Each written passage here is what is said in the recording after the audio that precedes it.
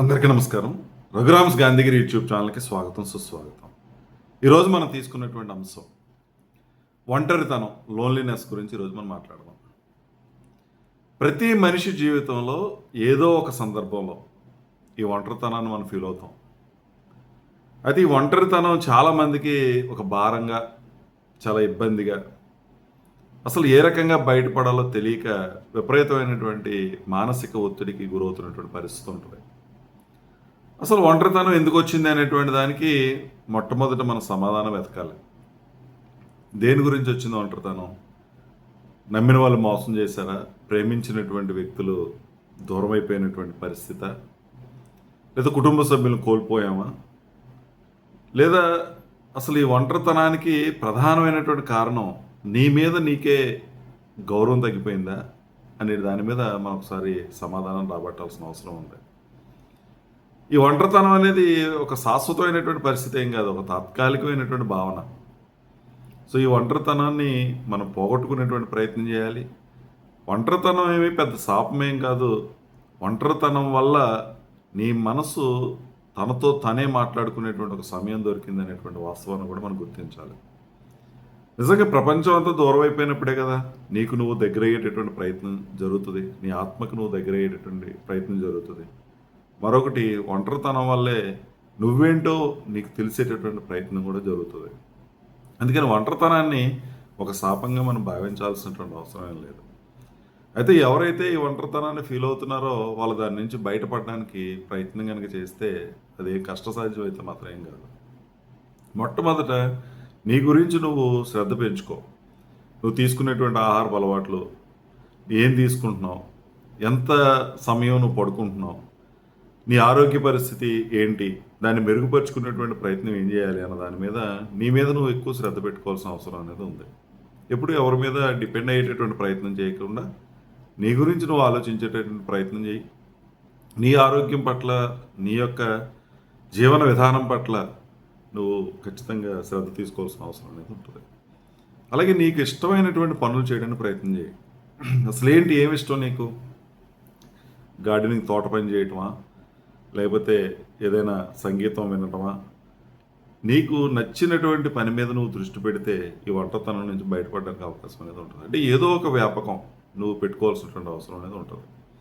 అలాగే ఒంటరితనం ఏదైనా వ్యక్తుల వల్ల మనకు కలిగిన, ఏదైనా ప్రేమ వల్ల విఫలం అవడం వల్ల కలిగిన, బంధువులు దూరం అవడం వల్ల, లేదా నేను పక్కన పెట్టడం వల్ల కలిగినప్పుడు ఏది కూడా శాశ్వతం కాదనేటువంటి వాస్తవాన్ని నువ్వు గ్రహించగలిగితే ఎంత త్వరగా ఒంటరితనం నుంచి బయటపడగలుగుతావు అంత త్వరగా బయటపడగలుగుతావు.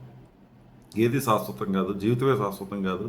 అటువంటిప్పుడు ఈ మనుషులు ఎలా శాశ్వతం అవుతారు అనేటువంటిది ఆ ఆలోచన కనుక నువ్వు రాగలిగితే ఖచ్చితంగా ఒంటరితనం నుంచి బయటపడడానికి ఒక అవకాశం అనేది ఉంటుంది. అందుకని నీ ఆలోచన ద్వారానే నువ్వు మార్చుకునేటువంటి ప్రయత్నం చేయి. నీకు నచ్చినటువంటి మనుషులతో స్నేహం చేయడానికి ప్రయత్నం చేయి.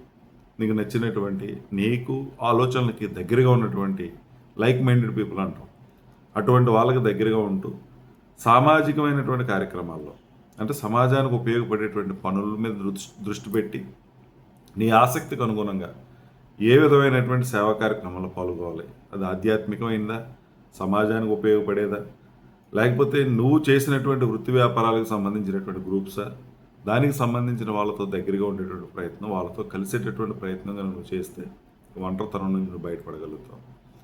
మరీ నీకు ఇబ్బంది అయిపోతే సహాయం తీసుకో. ఎవరిదైనా నీకు నచ్చినటువంటి వ్యక్తులతో మాట్లాడే ప్రయత్నం చేయి.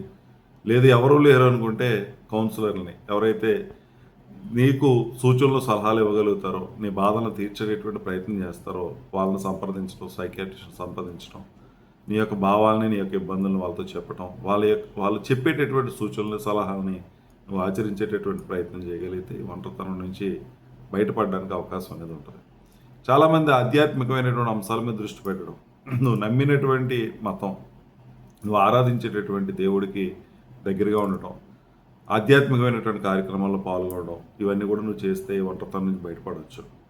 అలాగే నీకు సంబంధించినటువంటి వ్యక్తిగతంగా నువ్వు తీసుకునేటువంటి శ్రద్ధల విషయంలో ధ్యానం చేయటం, శ్వాస మీద నిగ్రహాన్ని పెంచుకునేటువంటి ప్రయత్నం చేయటం, శారీరక వ్యాయామం, మానసిక వ్యాయామం, ఇటువంటివి కనుక చేస్తే ఖచ్చితంగా నువ్వు ఒంటరితనం నుంచి బయటపడవచ్చు. అలాగే నీ పాత మిత్రులు, స్నేహితులు, లేదా నువ్వు చదువుకునేటప్పుడు ఉన్నటువంటి మిత్రులు, స్నేహితులు, ఎవరైతే నువ్వు వృత్తి వ్యాపారాల వల్ల, ఉద్యోగాల వల్ల దూరం అయ్యావో వాళ్ళని కలిసేటటువంటి ప్రయత్నం చేయటం.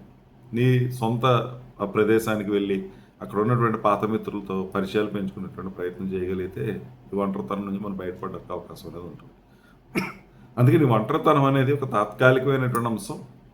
దాని నుంచి బయటపడటానికి ఖచ్చితంగా నీ యొక్క ప్రయత్నం కనుక నువ్వు చేయగలిగితే ఖచ్చితంగా బయటపడతావు.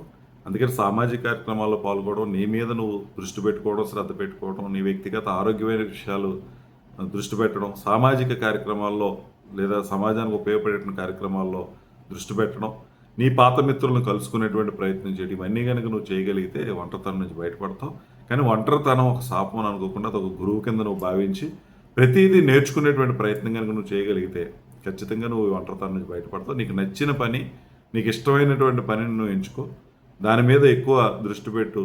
ఖచ్చితంగా నీకు సమయంలో ఎప్పుడైతే నువ్వు బిజీగా ఉన్నావో నిరంతరం నీకు ఒంటరితనం పెద్ద బాధ అనిపించదు, ఇబ్బంది అనిపించదు.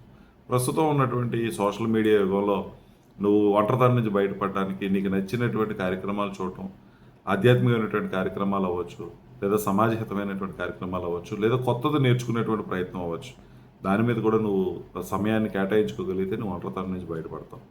కాబట్టి ఈ ఒంటరితనం ఏమీ శాపం కాదు అనేటువంటి వాస్తవాన్ని గ్రహించి దీని నుంచి బయటపడడం అంత సులువు కాకపోయినప్పటికీ నువ్వు ప్రయత్నం చేస్తే మాత్రం పెద్ద కష్టమైనటువంటి విషయం అయితే మాత్రం ఏం కాదు.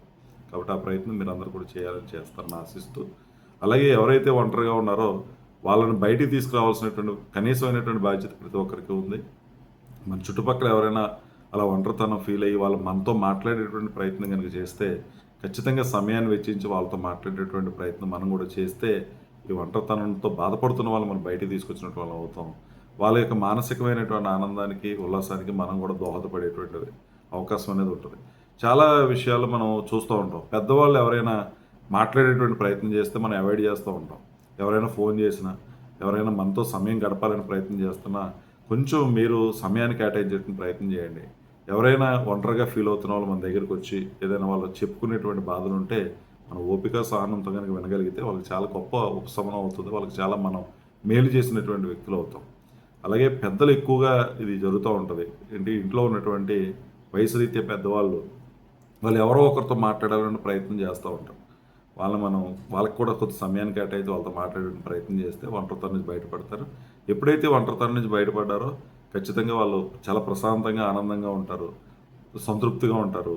మరింత జీవితాన్ని ముందుకు తీసుకెళ్లేటువంటి, పొడిగించుకునేటువంటి అవకాశం కూడా ఉంటుంది. కాబట్టి ఈ ప్రయత్నం మనందరం కూడా చేయాలని చేస్తారని ఆశిస్తూ, ఓపికగా వీడియో చూసిన ప్రతి ఒక్కరికి పేరు పేరున కృతజ్ఞతలు తెలియజేస్తూ సెలవు తీసుకుంటా ఉన్నాను. ఈ వీడియో మీకు నచ్చినట్లయితే లైక్ చేయండి, షేర్ చేయండి, కామెంట్ చేయండి. మరిన్ని వీడియోల కోసం ప్రక్కనే ఉన్న బెల్ ఐకాన్ ను క్లిక్ చేయండి. నా ఛానల్లో వచ్చే మరిన్ని ఇంట్రెస్టింగ్ వీడియోల కోసం సబ్స్క్రైబ్ చేయండి రఘురామ్స్ గాంధీగిరి యూట్యూబ్ ఛానల్.